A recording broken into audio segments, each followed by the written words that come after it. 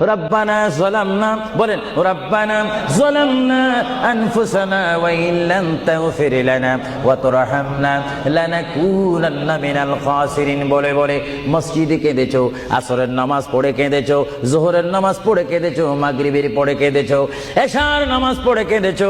এ বান্দা, নামাজের মুসল্লা যখন বসে যাও, আমি আল্লাহকে তোমরা বারবার বল, আল্লাহ গো আমার গুনাহ মাফ করে দাও। তারপরও আমি তোমাদের গুনাহ মাফ করে নিই। তারপরও তোমরা নিশি রাত্রে মানুষ যখন ঘুমে যায়, তোমার বিবি যখন ঘুম যায়, তোমার ছেলে যখন ঘুম যায়, তুমি নিশি রাত্রে ঠান্ডা পানি দিয়ে ওযু বানিয়ে নামাজের মুসল্লায় বসে তুমি আবার যখন ডাক দাও, রব্বুল আলামিন, পৃথিবীর কোনো মানুষ আমার গুনাহ সম্পর্কে জানে না, তুমি আমার গুনাহ সম্পর্কে জানো। আমি এমন গুনাহ করেছি আমার বিবি জানে না, বিবি গুনাহ করেছে আমি জানি না। আল্লাহ তুমি সব কিচ্ছু জানো। হে আমার প্রভু, তুমি আমাকে মাফ করে দাও।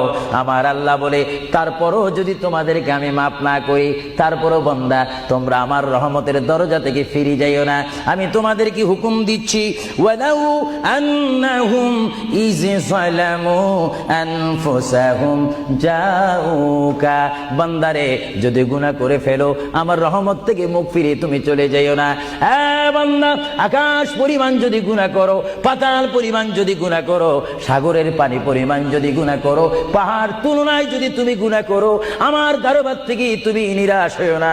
বান্দা, আমি তোমাকে একটি রাস্তা বাতাই দিচ্ছি, একটি পথ তোমাকে আমি দেখাই দিচ্ছি। সেই পথটি কোন পথ তোমরা জানো? ওয়ালাউ আন্নাহুম ইয যালামু আনফুসাহুম জাউকা, বান্দারে যখন তোমরা বরবাদ হয়ে যাবে, তখন তোমাদেরকে একটা পথ আমি তোমাদেরকে দেখাই দিলাম। সেই পথটির